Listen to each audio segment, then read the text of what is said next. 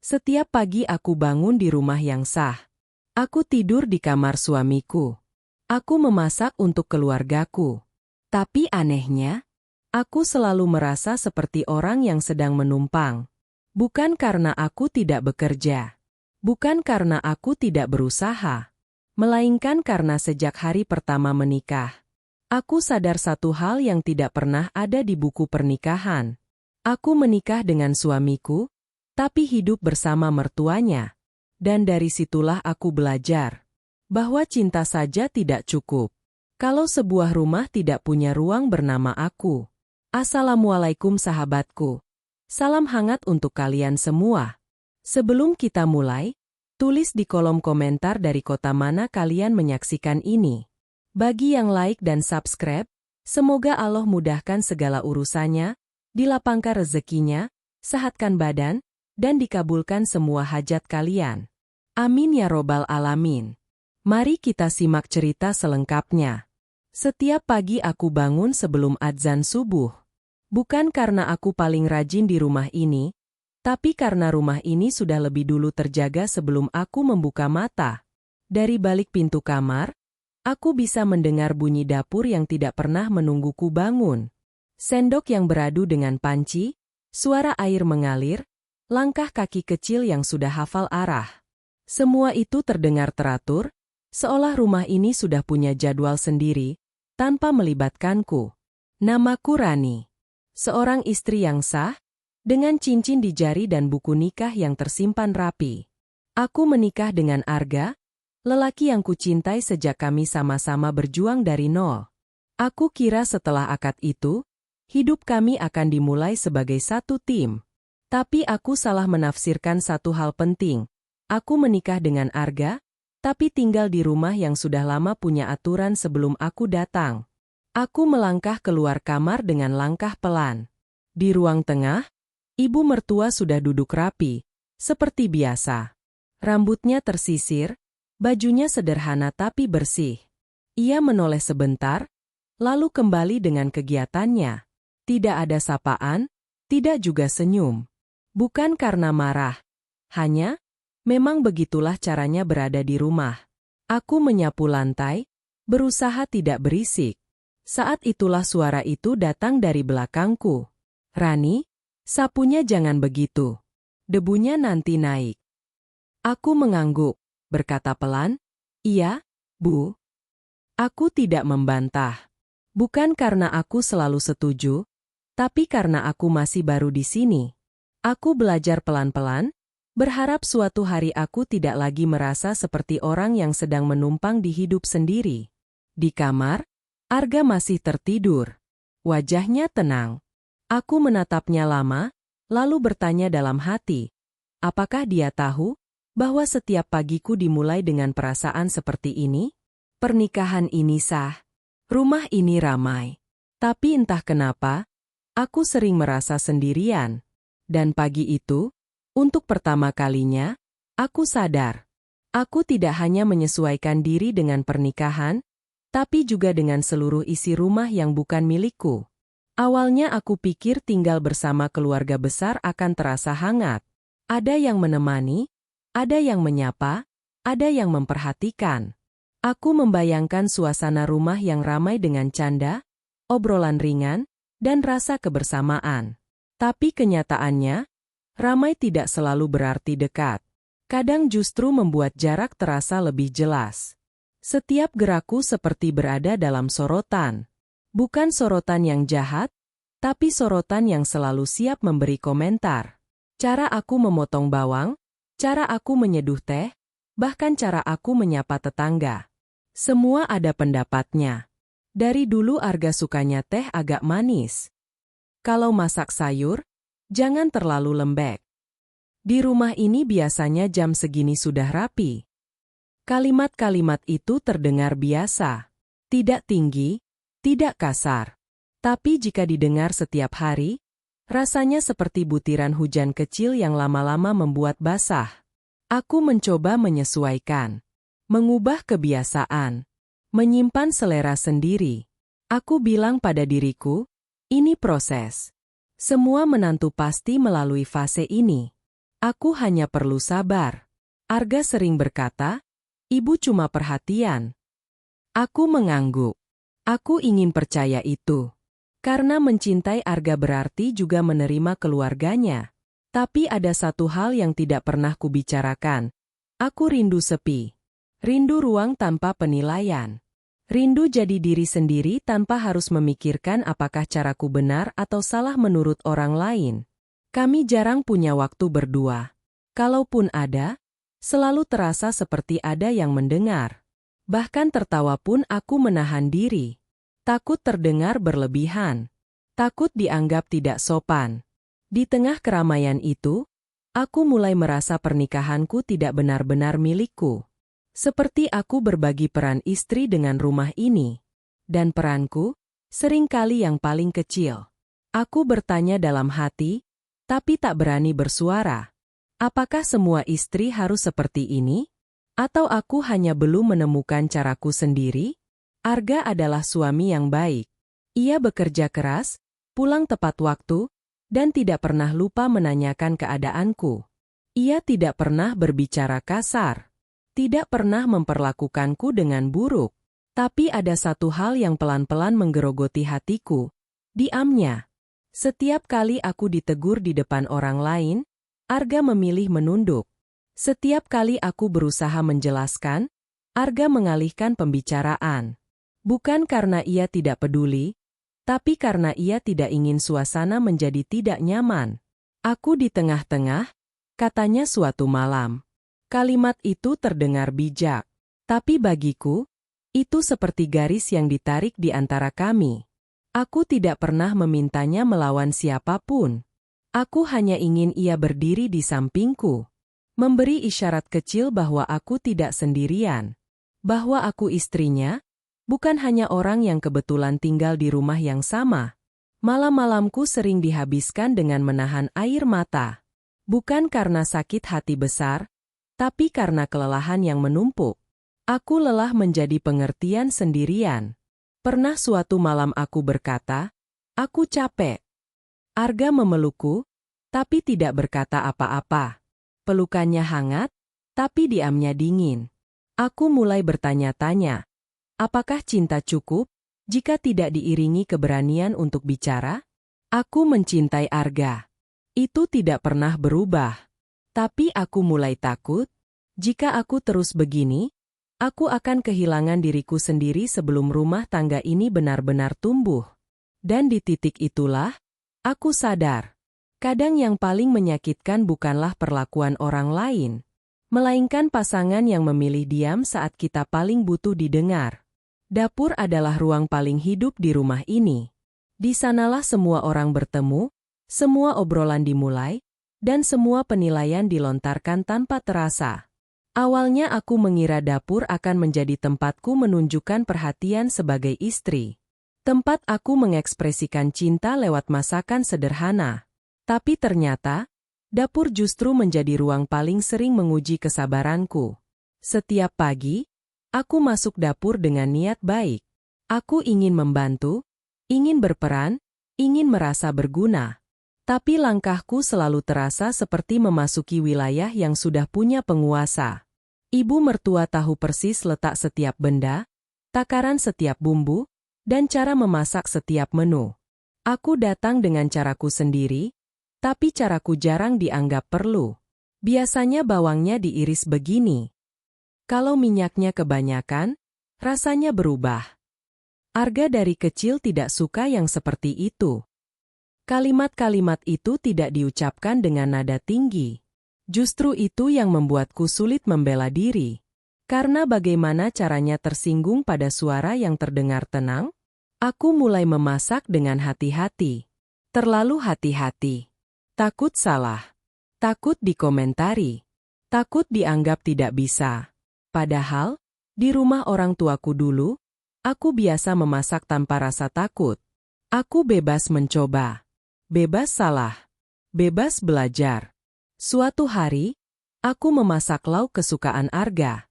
Aku memasaknya pelan-pelan, dengan niat tulus. Saat ibu mertua mencicipinya, ia terdiam sejenak. Kurang pas, katanya akhirnya. Arga sukanya dari dulu begini. Aku mengangguk. Lagi-lagi mengangguk. Senyum kecil yang sudah sangat hafal. Malamnya, Arga makan dengan lahap. Enak, katanya sambil tersenyum. Aku menunduk. Hatiku hangat, tapi juga perih. Karena pujian itu datang terlambat. Karena rasanya, penilaianku sebagai istri selalu berada di urutan kedua. Di dapur itu, aku belajar satu hal pahit.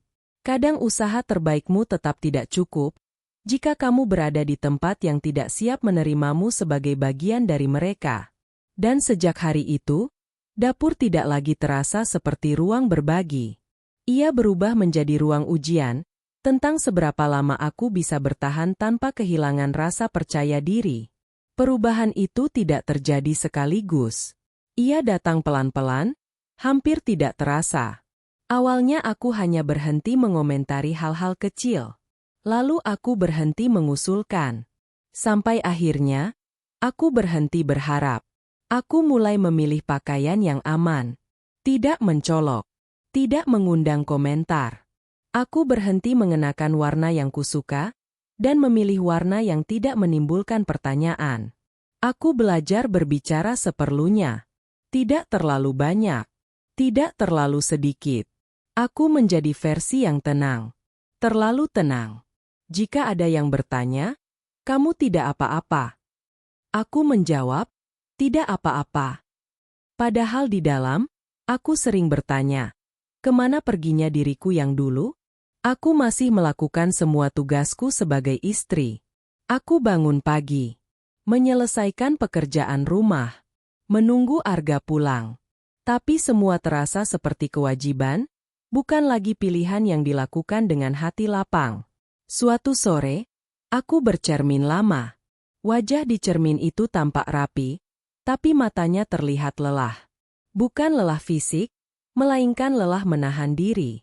Aku sadar, aku sedang mengecil. Bukan karena aku lemah, tapi karena aku terlalu sering mengalah tanpa pernah didengar. Ironisnya, tidak ada yang benar-benar menyadari itu. Karena aku tidak pernah mengeluh. Aku tersenyum dengan baik. Aku menjalani peranku dengan rapi. Dan dunia mengira aku baik-baik saja. Di titik itu, aku paham satu hal yang penting. Kadang orang tidak menyakiti kita secara langsung. Kadang mereka hanya tidak memberi ruang untuk kita bernapas. Dan aku sudah terlalu lama menahan napas. Pertengkaran yang tidak pernah terjadi, tapi menyisakan luka. Kami tidak pernah bertengkar besar. Tidak ada suara tinggi. Tidak ada kata keras. Jika dilihat dari luar, rumah tanggaku terlihat tenang. Bahkan mungkin ideal. Tapi ketenangan itu dibangun dari terlalu banyak hal yang tidak pernah diucapkan. Setiap kali aku ingin bicara, aku menimbang kata-kata. Takut salah. Takut dianggap berlebihan. Takut menyulitkan Arga yang sudah lelah bekerja. Arga sering berkata, "Sabar ya." Dan aku selalu mengangguk. Tapi sabar yang terus-menerus, tanpa arah, bisa berubah menjadi beban. Suatu malam, setelah hari yang panjang, aku berkata pelan, "Aku capek." Arga menoleh. Terdiam. Lama. Aku juga, jawabnya akhirnya. Kami duduk bersebelahan, tapi terasa jauh. Dua orang dewasa yang sama-sama lelah, tapi tidak tahu harus saling memeluk dari sisi mana. Aku ingin berkata lebih banyak. Tentang perasaanku. Tentang dapur. Tentang pagi-pagi yang membuatku merasa seperti tamu. Tapi kata-kata itu tertahan di tenggorokan. Karena aku tidak ingin menjadi istri yang dianggap terlalu menuntut. Malam itu, aku menangis dalam diam. Tangisku tidak keras. Tidak mengguncang siapapun. Tapi justru karena itu, ia terasa lebih menyakitkan. Aku mulai menyadari. Bukan pertengkaran yang merusak hubungan, melainkan terlalu banyak hal yang dipendam. Dan di titik itu, aku tahu, jika aku terus diam, suatu hari aku bukan hanya kehilangan suara, tapi juga kehilangan diriku sendiri. Kalimat itu diucapkan dengan nada biasa. Tidak tinggi. Tidak tajam. Bahkan terdengar seperti nasihat yang sering diulang. Tapi entah kenapa, hari itu kalimat itu terasa berbeda. Seperti mengetuk pintu yang selama ini sengaja kututup rapat. Perempuan itu harus bisa menyesuaikan diri. Dari dulu juga begitu. Aku mendengarnya di pagi hari, saat suasana rumah sedang tenang. Tidak ada pertengkaran. Tidak ada suasana tegang. Justru karena itulah kalimat itu terasa begitu yakin. Seolah tidak perlu diperdebatkan. Aku mengangguk, seperti biasa. Tapi setelah itu, kakiku melangkah ke kamar dengan perasaan yang tidak bisa kujelaskan. Aku duduk di tepi ranjang, menatap lantai, dan untuk pertama kalinya aku tidak langsung menenangkan diri. Aku membiarkan perasaan itu datang. Aku mencoba jujur pada diriku sendiri. Selama ini aku memang menyesuaikan diri.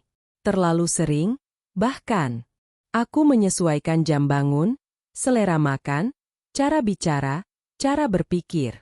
Aku menyesuaikan diri demi menjaga suasana tetap baik. Demi tidak menyulitkan siapapun. Tapi di titik itu aku mulai bertanya. Jika aku terus menyesuaikan diri, lalu siapa yang menyesuaikan diri denganku? Aku tidak marah. Aku juga tidak benci. Aku hanya lelah.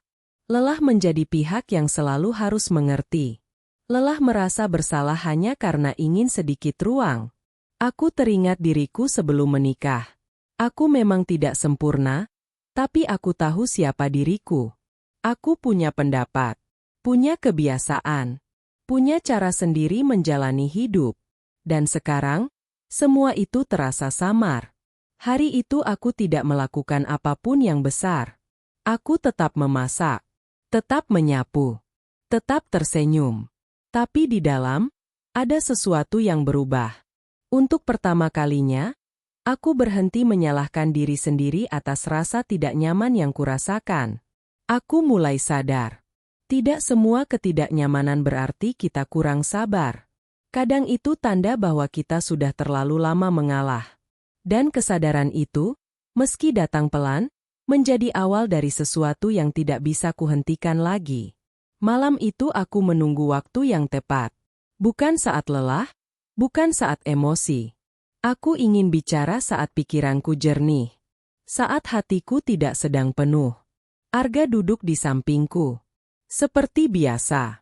Tapi malam itu aku tidak ingin hanya menjadi pendengar. Aku mau bicara, kataku pelan. Arga menoleh. Wajahnya terlihat waspada, tapi juga siap mendengar. Aku tidak langsung menyalahkan siapapun. Aku tidak mengungkit masa lalu. Aku hanya bicara tentang diriku. Tentang perasaanku. Tentang bagaimana aku sering merasa tidak punya ruang. Aku tidak ingin menjauh dari siapapun, kataku. Aku hanya ingin kita belajar berdiri sebagai pasangan. Kalimat itu membuat Arga terdiam lama. Aku bisa melihat pikirannya bekerja. Ada rasa ragu, ada rasa takut, ada rasa tanggung jawab yang saling bertabrakan. Aku tidak ingin membuat siapapun kecewa, katanya akhirnya. Aku mengangguk. Aku juga tidak. Tapi aku juga tidak ingin kehilangan diriku sendiri. Itu pertama kalinya aku mengatakan itu dengan suara keras. Dan saat kata-kata itu keluar, dadaku terasa lega sekaligus takut. Lega karena akhirnya jujur. Takut karena aku tidak tahu apa akibatnya. Percakapan malam itu tidak langsung menghasilkan keputusan. Kami bicara panjang. Kadang diam. Kadang hanya saling menatap. Tidak ada nada tinggi. Tidak ada emosi berlebihan. Hanya kejujuran yang selama ini tertahan. Aku sadar, keputusan besar tidak selalu datang dengan ledakan. Kadang ia datang dalam bentuk percakapan pelan, yang mengubah arah tanpa disadari. Malam itu aku tidur dengan perasaan campur aduk. Tapi untuk pertama kalinya setelah lama, aku merasa didengar. Belum tentu dipahami sepenuhnya, tapi setidaknya tidak diabaikan. Dan itu sudah cukup untuk membuatku bertahan satu langkah lagi. Kami pindah beberapa waktu kemudian. Tidak banyak yang tahu prosesnya seperti apa. Tidak ada perayaan. Tidak juga perpisahan yang dramatis. Semua berjalan pelan, dengan hati-hati. Rumah itu kecil. Jauh dari bayanganku tentang rumah impian. Tapi saat pertama kali aku masuk, ada satu hal yang langsung kurasakan, ruang.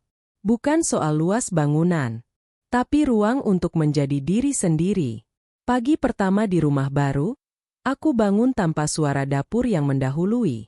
Aku berdiri di dapur, sendiri, dan untuk pertama kalinya setelah lama, aku memasak tanpa rasa takut. Aku menaruh bumbu sesuai caraku. Aku mencicipi, lalu tersenyum. Arga duduk di meja makan, menatapku. Baunya enak, katanya. Aku tertawa kecil. Tertawa yang tidak kutahan.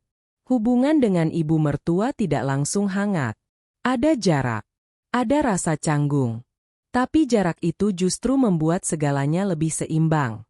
Kami saling menghargai. Tidak terlalu mencampuri. Tidak terlalu mengatur. Aku belajar satu hal penting. Kedekatan tidak selalu berarti harus selalu bersama. Arga juga berubah. Tidak drastis. Tidak sempurna. Tapi ia mulai bicara. Mulai mendengar. Mulai berdiri di sisiku, bukan di tengah. Aku tahu perjalanan ini belum selesai. Rumah tangga tidak pernah benar-benar selesai diperbaiki. Tapi kini aku menjalani semuanya dengan satu bekal penting. Kesadaran bahwa diriku juga penting. Aku tetap istri. Tetap menantu. Tapi juga tetap aku. Dan itu, bagiku, adalah kemenangan paling tenang yang pernah kurasakan. Aku tetap menikah dengan suamiku, tapi kini aku punya ruang untuk menjadi diriku sendiri. Tidak ada momen dramatis yang menandai perubahan hidupku. Tidak ada hari khusus yang terasa seperti awal baru. Semua berjalan perlahan, hampir tidak terasa. Tapi justru disitulah aku memahami satu hal penting. Hidup jarang berubah dengan suara keras. Ia berubah dalam keheningan yang kita pilih untuk dengarkan. Hari-hariku kini terasa lebih sederhana. Aku bangun pagi dengan tenang. Tidak lagi tergesa. Tidak lagi merasa harus membuktikan apapun. Aku menyiapkan sarapan dengan caraku sendiri, dengan rasa yang kupilih sendiri. Kadang berhasil, kadang perlu diperbaiki. Tapi semuanya kulakukan tanpa rasa takut. Aku dan Arga masih belajar. Tidak ada rumah tangga yang langsung sempurna setelah pindah tempat. Kami masih berbeda pendapat. Masih salah paham. Tapi kini, kami punya ruang untuk membicarakannya tanpa rasa sungkan. Kami duduk berhadapan, bukan bersebelahan sambil sama-sama diam. Arga tidak berubah menjadi sosok yang tiba-tiba sempurna. Aku pun tidak. Tapi kami mulai berubah ke arah yang lebih jujur. Ia mulai mendengarkan tanpa buru-buru memberi jawaban. Aku mulai bicara tanpa takut dianggap berlebihan. Hubunganku dengan ibu mertua juga menemukan bentuk baru. Kami tidak lagi bersama setiap hari, tapi justru karena itu, setiap pertemuan terasa lebih hangat. Tidak ada lagi pengamatan berlebihan. Tidak ada lagi rasa harus menyesuaikan diri terus-menerus. Kami saling menghormati dengan jarak yang sehat. Aku menyadari satu hal yang dulu tidak pernah kupahami. Jarak bukan selalu tanda menjauh, kadang justru cara terbaik untuk tetap dekat. Aku sering merenung tentang perjalanan ini. Tentang bagaimana aku dulu mengira bahwa menjadi istri yang baik berarti selalu mengalah. Tentang bagaimana aku percaya bahwa diam adalah bentuk kedewasaan. Tapi sekarang aku tahu, kedewasaan bukan tentang siapa yang paling banyak menahan diri, melainkan siapa yang berani jujur tanpa menyakiti. Aku tidak menyalahkan siapapun.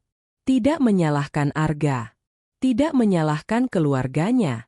Setiap orang punya caranya sendiri mencintai dan menjaga. Tapi aku belajar bahwa caraku menjaga diri juga sama pentingnya. Pernikahan tidak seharusnya membuat seseorang kehilangan suara. Ia seharusnya menjadi tempat dua orang bertumbuh, bukan satu orang yang terus mengecil agar yang lain nyaman. Aku teringat diriku di awal pernikahan. Perempuan yang datang dengan harapan besar, tapi lupa membawa batasan. Aku tidak menyesali apapun. Karena dari situlah aku belajar bahwa cinta tanpa batas bisa berubah menjadi kelelahan. Bahwa niat baik tanpa arah bisa melukai diri sendiri. Kini, aku menjalani hidup dengan lebih sadar. Aku tidak lagi takut dianggap egois hanya karena mengatakan apa yang kurasakan. Aku tidak lagi merasa bersalah karena memilih ruang untuk diriku sendiri. Aku tetap menantu, tetap istri, tetap bagian dari keluarga. Tapi aku juga manusia, dengan kebutuhan untuk dihargai, didengar, dan dipahami. Jika ada satu hal yang ingin kusampaikan pada siapapun yang mungkin sedang berada di posisiku dulu, ini pesanku. Kamu tidak berlebihan hanya karena ingin bahagia di rumah tanggamu sendiri. Berbakti itu penting. Menjaga hubungan itu mulia. Tapi menjaga kesehatan hati dan jiwamu juga bagian dari tanggung jawabmu pada hidup. Tidak semua masalah harus diselesaikan dengan perlawanan. Kadang yang dibutuhkan hanyalah keberanian untuk jujur dan keteguhan untuk memilih jalan yang lebih sehat. Aku menikah dengan suamiku. Dan kini, aku hidup bersama pilihanku sendiri. Bukan dengan rasa takut. Bukan dengan rasa terpaksa. Melainkan dengan kesadaran bahwa aku berhak memiliki ruang, suara, dan arah hidupku sendiri. Dan di sanalah aku menemukan arti rumah yang sebenarnya. Bukan tempat paling ramai, melainkan tempat di mana aku bisa bernapas dengan tenang dan tetap menjadi diriku sendiri. Kisah ini bukan tentang siapa yang benar dan siapa yang salah. Bukan juga tentang menyalahkan pernikahan, keluarga, atau keadaan. Ini tentang seorang istri yang belajar memahami bahwa mencintai orang lain tidak seharusnya membuat dirinya hilang pelan-pelan. Hidup bersama keluarga besar memang penuh nilai. Ada kebersamaan, ada pelajaran, ada niat baik. Tapi tanpa komunikasi yang jujur dan batas yang sehat, niat baik itu bisa berubah menjadi beban yang tidak terlihat. Dari cerita ini, kita belajar bahwa diam tidak selalu berarti kuat. Mengalah tidak selalu berarti dewasa.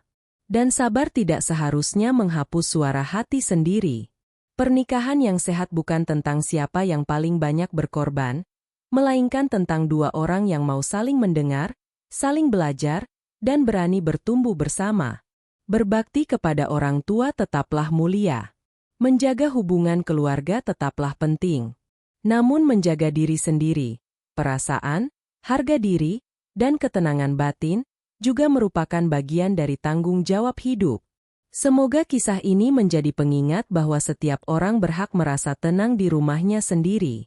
Berhak punya ruang, berhak didengar, dan berhak bahagia tanpa harus kehilangan jati diri. Karena rumah tangga yang baik bukan yang terlihat paling harmonis dari luar, melainkan yang membuat penghuninya bisa bernapas dengan lega dan pulang tanpa rasa takut. Terima kasih sudah menonton video ini. Semoga bermanfaat.